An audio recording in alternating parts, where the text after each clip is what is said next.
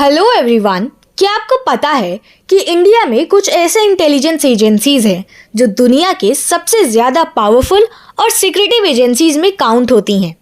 तो आज के इस वीडियो में हम डिटेल में जानेंगे इंडिया की टॉप इंटेलिजेंस एजेंसीज के बारे में, उनका नाम, उनका मिशन, उनका स्ट्रक्चर और रियल लाइफ मिशंस के बारे में जो आपको शॉक कर देंगे। स्टार्ट करते हैं रिसर्च एंड एनालिसिस विंग यानी रॉ के साथ। अब ये रॉ है क्या? रॉ यानी कि जैसा मैंने आपको इसका फुल फॉर्म बताया, रिसर्च एंड एनालिसिस विंग, ये इंडिया की फॉरेन इंटेलिजेंस एजेंसी है। ये एजेंसी डायरेक्टली प्राइम मिनिस्टर के अंडर काम करती है। इसका काम है देश के बाहर से स्ट्रैटेजिक इंफॉर्मेशन लाना। अगर एस्टैब्लिशमेंट की बात करें तो रॉ को 1968 में बनाया गया था, यानी 1968 में एस्टैब्लिश किया गया था। मेनली 1962 के चाइना वॉर और 1965 के पाकिस्तान वॉर के बाद, जब इंडिया को ये समझ आया कि एक्सटर्नल इंटेलिजेंस एक बहुत ही सीरियस मैटर है। प्राइमरी फोकस की बात करें तो एक्सटर्नल इंटेलिजेंस, जिसमें cross border espionage, counter terrorism, monitoring, अब जैसे पाकिस्तान, चाइना, ये सारे हमारे नेबरिंग नेशंस हैं, नेबरिंग कंट्रीज हैं, तो इन्हें मॉनिटर करते रहना भी इंपॉर्टेंट है, राइट। देन कवर्ड ऑपरेशंस और डिप्लोमेसी इंटेलिजेंस। तो मेन जो प्राइमरी फोकस है वो एक्सटर्नल इंटेलिजेंस है, जिसमें ये सारे पॉइंट्स आते हैं। अब अगर रोल की बात करें, रॉ का क्या रोल होता है? सबसे पहले collect intelligence from foreign Nations. तो रॉ का मेन काम होता है कि फॉरेन कंट्रीज में स्पाइनेज यानी कि छुपी हुई जानकारी, तो छुपी हुई जानकारी इकट्ठा करना, right. Then monitor activities of neighbouring countries, specially China और पाकिस्तान, राइट। तो चाइना और पाकिस्तान जैसे जो नेबरिंग कंट्रीज हैं उन पे उनकी एक्टिविटीज़ को मॉनिटर करना। तो उनके एजेंट्स चाइना और पाकिस्तान जैसी कंट्रीज में कवर्टली काम करते हैं, टेरर कैंप्स, मिलिट्री मूवमेंट्स और पॉलिटिकल एक्टिविटीज़ पे बेसिकली नज़र रखते हैं। मॉनिटर यानी कि नज़र रखना। Operate covert missions and diplomatic intelligence. तो बेसिकली रॉ ने काउंटर टेररिज्म में भी काफ़ी बड़ा रोल निभाया है, जैसे कि surgically striking terror modules across the border. चलिए अब समझते हैं कि रॉ किस लिए जाना जाता है। तो रॉ की सबसे बड़ी स्ट्रेंथ है स्ट्रैटेजिक ऑपरेशंस और पॉलिटिकल स्पाइनेज अब्रॉड। ये छुप कर काम करती है बिना इंफॉर्मेशन के, पर हर मिशन लीथल होता है। एक रियल लाइफ एग्जाम्पल के थ्रू अच्छे से समझने की कोशिश करते हैं। तो 1971 बांग्लादेश लिबरेशन वॉर। तो रॉ ने मुक्ति बहिनी को ट्रेन किया, उन्हें वेपन्स दिए और ईस्ट पाकिस्तान, जो अब बांग्लादेश है बट उस टाइम वो ईस्ट पाकिस्तान कहलाता था, तो ईस्ट पाकिस्तान जो अब बांग्लादेश है उसमें गुरिल्ला वॉरफेयर को सपोर्ट किया। ये रॉ की सबसे आइकॉनिक ऑपरेशंस में से एक है। तो आपको याद रखना है 1971 बांग्लादेश लिबरेशन वॉर, ये रॉ की सबसे आइकॉनिक ऑपरेशंस में से एक है। चलिए अब बात करते हैं इंटेलिजेंस ब्यूरो यानी आईबी के बारे में, which was established in 1887, which is India's oldest intelligence agency, not world's, India's, right, जो कि अब मिनिस्ट्री ऑफ होम अफेयर्स के अंडर है। तो आईबी है क्या? जैसा मैंने बताया कि आईबी इंडिया की ओल्डेस्ट इंटेलिजेंस एजेंसी है जो इंटरनल यानी डोमेस्टिक इंटेलिजेंस हैंडल करती है। 1887 में स्टैब्लिश हुई थी ये ब्रिटिश रूल के टाइम पे। तो ब्रिटिश रूल के टाइम पे और 1887, तो आप अज्यूम कर सकते हो कि कितनी पुरानी एजेंसी है। That's why it is the oldest intelligence agency in India. Establishment की बात करें तो आईबी को ओरिजिनली बनाया गया था to keep an eye on revolutionaries. अब आज ये मिनिस्ट्री ऑफ होम अफेयर्स के अंडर है। प्राइमरी फोकस के बारे में अगर बात करें तो इंटरनल थ्रेट्स डिटेक्ट करना, टेररिज्म को रूट से टैकल करना, पॉलिटिकल सर्वेलेंस, गवर्नमेंट स्टाफ की बैकग्राउंड चेक्स, राइट, ये सब चेक करना। तो ये सारे प्राइमरी फोकस हैं आईबी यानी इंटेलिजेंस ब्यूरो के। अब रोल्स के बारे में पढ़ते हैं कि आईबी का क्या रोल होता है। So collect intel on threats within India. तो आईबी का काम है इंटरनल थ्रेट्स को आइडेंटिफाई करना, जैसे कि स्लीपर सेल्स, टेरर प्लॉट्स और anti national activities, surveillance on suspected individuals, groups and counter terrorism and internal security. यानी हर बड़े शहर में आईबी ऑफिसर्स ग्राउंड पे काम करते हैं, सर्वेलेंस से लेकर इंटेलिजेंस एनालिसिस तक। उसके बाद वेटिंग ऑफ गवर्नमेंट एम्प्लॉयज, यानी गवर्नमेंट एम्प्लॉयज का जो बैकग्राउंड होता है वो भी आईबी ही करता है, ब्यूरोक्रेट से लेकर हाई सिक्योरिटी पोस्ट तक। जितने भी होते हैं गवर्नमेंट एम्प्लॉयज, ब्यूरोक्रेट से लेकर हाई सिक्योरिटी पोस्ट तक, उनका बैकग्राउंड आईबी ही चेक करता है। चलिए अब समझते हैं कि आईबी किस लिए जाना जाता है। So IB is known for domestic surveillance and intelligence, यानी कि आईबी देश के अंदर का शील्ड है। ये साइलेंटली काम करती है और ग्राउंड लेवल पे इंटेल कलेक्ट करती है। एक रियल लाइफ एग्जांपल के थ्रू समझते हैं। आईबी ने काफ़ी मेजर टेरर प्लॉट्स को फेल किया, जैसे कि 2019 हैदराबाद मॉड्यूल जो आईसिस इंस्पायर्ड था। एजेंसीज ने टाइमली रेड्स करके उसे फेल कर दिया। चलिए अब डायरेक्टरेट ऑफ मिलिट्री इंटेलिजेंस के बारे में समझते हैं, यानी एमआई। तो controlled by Indian Army, primary focus होता है intelligence related to enemy armies. And if you talk about key roles, so tactical and strategic military intelligence and counter intelligence in army Kargil war. अब ये तो बहुत short में था, इसे detail में समझते हैं। सबसे पहले तो एमआई है क्या? एमआई यानी कि मिलिट्री इंटेलिजेंस, जो इंडियन आर्मी की एक एजेंसी है जो एनिमी फोर्सेस के मूवमेंट्स और टैक्टिकल इनपुट्स पे काम करती है। स्टैब्लिशमेंट की बात करें तो एमआई का स्ट्रक्चर कॉलोनियल एरा से आया, पर मॉडर्न शेप 1947 के बाद डेवलप हुआ। ये इंडियन आर्मी के अंडर आती है, तो जैसे कि कंट्रोल्ड बाय इंडियन आर्मी यानी कि उसके अंडर आती है, और ऑफ कोर्स उसके अंडर आती है तो उसी के द्वारा कंट्रोल की जाती है। प्राइमरी फोकस की बात करें तो battlefield surveillance, counter espionage within the army, enemy troop movement tracking, right. तो अब इसके की रोल्स समझते हैं। तो enemy troop movements, infiltration attempts और बॉर्डर सिक्योरिटी पे कंटिन्यूस इनपुट्स प्रोवाइड करना। एमआई बैटलफील्ड पे भी काम करता है, जहां पर मूवमेंट को मॉनिटर किया जाता है through surveillance and human Intel. और उसके बाद काउंटर इंटेलिजेंस, मतलब अपने आर्मी स्ट्रक्चर के अंदर किसी भी स्पाइंग या बिट्रेयल को डिटेक्ट करना। अगर ऐसा हो रहा है तो अपने ही आर्मी स्ट्रक्चर में कोई दूसरा व्यक्ति अगेंस्ट होकर स्पाई कर रहा है और बिट्रेयल की ऐसे इंटेंशंस है तो उसे फटाफट डिटेक्ट कर लेना, ये आता है काउंटर इंटेलिजेंस में। एमआई की स्ट्रेंथ है उसकी फील्ड लेवल टैक्टिकल प्रिसिशन पे, और इसीलिए वो जाना जाता है। अब एक रियल लाइफ एग्जाम्पल के थ्रू समझते हैं। कारगिल वॉर 1999 से पहले एमआई ने पाकिस्तानी ट्रूप मूवमेंट डिटेक्ट की थी। दो पॉलिटिकल लैप्सेस डिलेड एक्शन, पर एमआई इनपुट्स एक्यूरेट थे। चलिए अब डिफेंस इंटेलिजेंस एजेंसी यानी डीआईए के बारे में समझते हैं।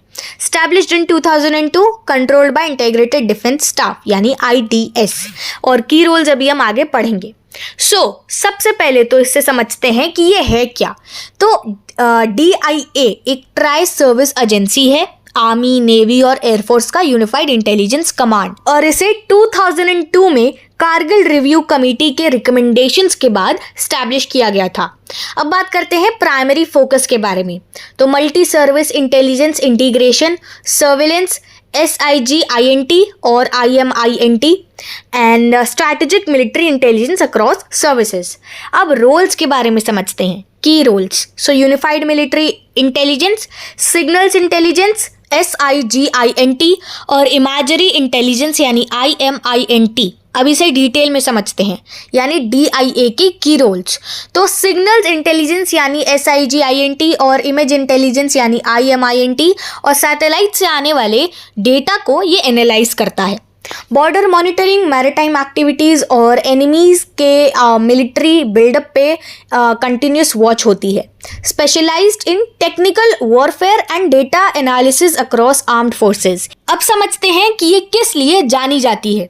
तो डीआईए ने कोऑर्डिनेशन इंप्रूव किया अमंग फोर्सेस, स्पेशली चाइना और पाकिस्तान के फ्रंट पर। एग्जाम्पल के थ्रू समझते हैं। डीआईए का मैरिटाइम सर्वेलेंस ने इंडियन नेवी को वार्न किया about Chinese submarines near the Andaman and Nicobar islands, right.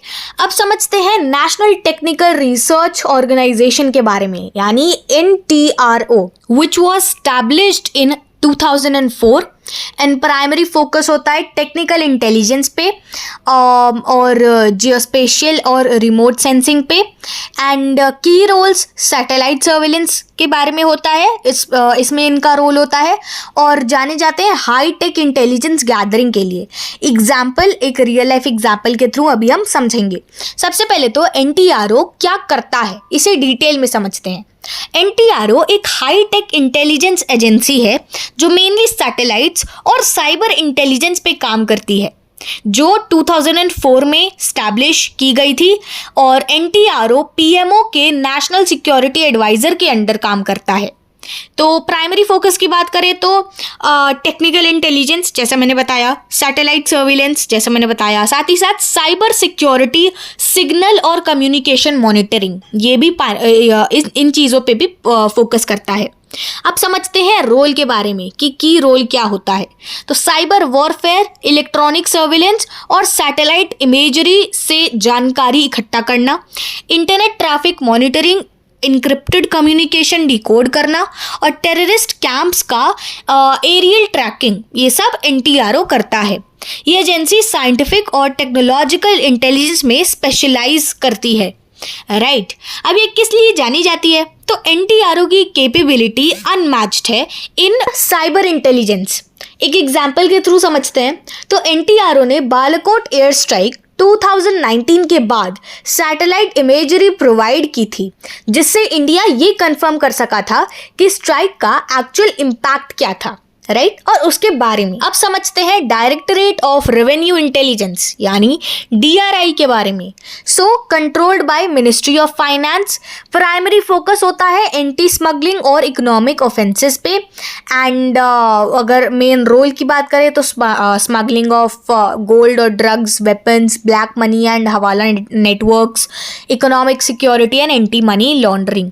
सबसे पहले तो जानते हैं कि ये DRI है क्या। तो DRI मिनिस्ट्री ऑफ फाइनेंस के अंडर आता है, जैसा कि यहाँ पे लिखा हुआ है, जैसा मैंने आपको पहले भी बताया।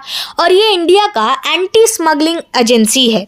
अगर स्टैब्लिशमेंट की बात करें तो 1957 में इसे बनाया गया था to crack down on illegal trade and economic offences. Primary focus जैसा मैंने बताया कि ड्रग्स, गोल्ड्स और आर्म्स की स्मगलिंग, इन सब पे इनका फोकस होता है। इसे प्रिवेंट करना, स्टॉप करना, इस पे रोक लगाना, राइट।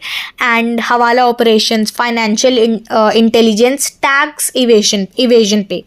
अब समझते हैं रोल्स, क्या की रोल है, ठीक है। सो गोल्ड, ड्रग्स, आर्म्स जैसे आइटम्स का इलीगल इंपोर्ट और एक्सपोर्ट, इसे रोकना। हवाला नेटवर्क्स, ब्लैक मनी ट्रांजैक्शंस और टैक्स फ्रॉड पे इन्वेस्टिगेशन। पोर्ट्स और एयरपोर्ट्स पे surveillance for smuggling activities, right. बहुत ये इंपॉर्टेंट इनका रोल है। अभी किस लिए जाना जाता है? तो DRI ने गोल्ड और नारकोटिक्स रैकेट्स को एक्सपोज किया अक्रॉस बॉर्डर्स। एग्जाम्पल की बात करें तो DRI ने 2021 में वाइजैक पोर्ट से 21,000 crore worth of heroin seize किया, which was the biggest drug haul in Indian history.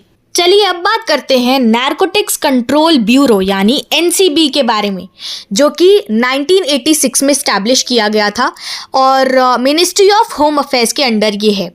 And primary focus है इसका ड्रग एनफोर्समेंट और नारकोटिक्स इंटेलिजेंस पे और control over illegal drug trade in India. और ये जाना जाता है क्रॉस बॉर्डर ड्रग बस्ट के लिए। और एग्जाम्पल की अगर बात करें तो Mumbai cruise drug case and busting heroin smuggling routes, इनके बारे में भी डिटेल में पढ़ेंगे। सबसे पहले NCB क्या करता है? तो NCB इंडिया की ड्रग एनफोर्समेंट एजेंसी है। ये डोमेस्टिक और इंटरनेशनल लेवल पे ड्रग रैकेट्स को टारगेट करता है, जो कि 1986 में स्टैब्लिश किया गया था अंडर द NDPS एक्ट। ये आपको याद रखना है कि ये NDPS एक्ट के अंडर स्टैब्लिश किया गया था, जिसका प्राइमरी फोकस है ड्रग ट्रैफिकिंग का, इंटरनेशनल ड्रग कार्टेल्स के साथ coordination, drug abuse prevention campaigns. और अगर की रोल्स की बात करें तो pan India drug trafficking networks का पता लगाना और उन्हें डिसमेंटल करना। And then international drug mafia से coordination through global agencies. Then coastal areas, border towns और मेट्रो सिटीज़ में अंडर कवर ऑपरेशंस के ज़रिए एक्शंस लेना, ये हम बोल सकते हैं। अब ये किस लिए जाना जाता है? तो NCB एक्टिवली हैंडल करता है सेलिब्रिटी ड्रग केसेस और क्रॉस बॉर्डर ऑपरेशंस को। जैसे एग्जांपल की बात करें तो मुंबई क्रूज ड्रग केस, जहाँ पे हाई प्रोफाइल सेलेब्स इन्वॉल्व थे, तो NCB ने सारी चेन अनकवर की थी, राइट। तो इसीलिए ये एजेंसीज बहुत ज़्यादा इम्पॉर्टेंट है। Now let's talk about aviation research centre ARC। जो कि रॉ के द्वारा कंट्रोल किया जाता है और प्राइमरी फोकस है इसका एरियल सर्वेलेंस और सिग्नल इंटरसेप्शन पे और बॉर्डर सर्वेलेंस ड्रोन्स और एयरक्राफ्ट का यूज़ करके। इसे डिटेल में समझते हैं। सबसे पहले तो आर्क क्या है। आर्क एक टेक्निकल विंग है रॉ का, ठीक है, जिसका काम एरियल सर्वेलेंस और सिग्नल इंटरसेप्ट करना है। अगर हम प्राइमरी फोकस की बात करें डिटेल में तो हाई एल्टीट्यूड एयरक्राफ्ट और ड्रोन से border monitoring, enemy camps, missile sites और इन्फिल्ट्रेशन जोन्स पे आई इन द स्काई रखना एंड सिग्नल्स इंटरसेप्शन और एरियल फोटोग्राफी भी करता है ये। अब ये किस लिए जाना जाता है? तो आर्क ने चाइना के साथ LAC पे सर्वेलेंस किया with high altitude drones and aircrafts. Example की बात करें तो डोकलम स्टैंड ऑफ 2017, जहां आर्क ने भूटान चाइना सेक्टर में ट्रूप मूवमेंट्स कैप्चर की थी। अब बात करते हैं हमारे इस वीडियो के लास्ट टॉपिक के बारे में, यानी central bureau of investigation CBI। तो जो कि एक पार्शियली इन्वॉल्व है इंटेलिजेंस में। इसका मतलब क्या है वो हम आगे पढ़ेंगे। तो इसका प्राइमरी फोकस होता है क्रिमिनल इन्वेस्टिगेशंस, एंटी करप्शन और नेशनल इंटरेस्ट क्राइम्स, और जाना जाता है लैंडलिंग, high profile cases of corruption, terrorism and financial fraud के केसेस पे। तो CBI है क्या? CBI फुली इंटेलिजेंस एजेंसी नहीं है, पर ये नेशनल इंटरेस्ट केसेस और इंटरनेशनल कोऑर्डिनेशन में इन्वॉल्व होती है, जिसका प्राइमरी फोकस होता है हाई लेवल करप्शन, यानी high profile corruption cases, economic frauds और terrorism related cases, then terrorist funding, cross border financial crimes. Basically Interpol के साथ क्रॉस बॉर्डर इन्वेस्टिगेशंस कोऑर्डिनेट करना, और कभी कभी इंटेलिजेंस इनपुट पर भी क्रिमिनल रेड्स और अरेस्ट होती हैं। अब किस लिए जाना जाता है? तो Interpol coordination, international red corner notices, scam investigations, इन सब के लिए।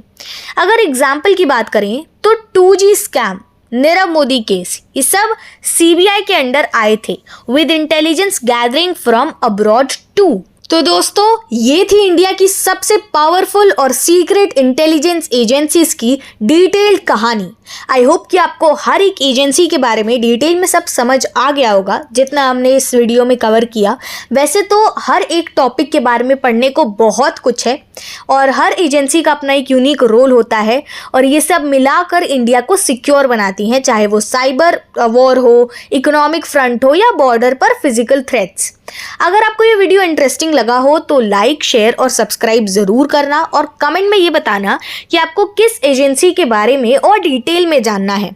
राइट, कमेंट सेक्शन में आप उस एजेंसी का नाम लिखना, और अगर वो हमें इंटरेस्टिंग लगा तो हम नेक्स्ट वीडियो उस टॉपिक पे बनाएंगे। बाकी मिलते हैं किसी अगली वीडियो में एक नए टॉपिक के साथ। Till then take care, bye bye, thanks for watching और जय हिंद।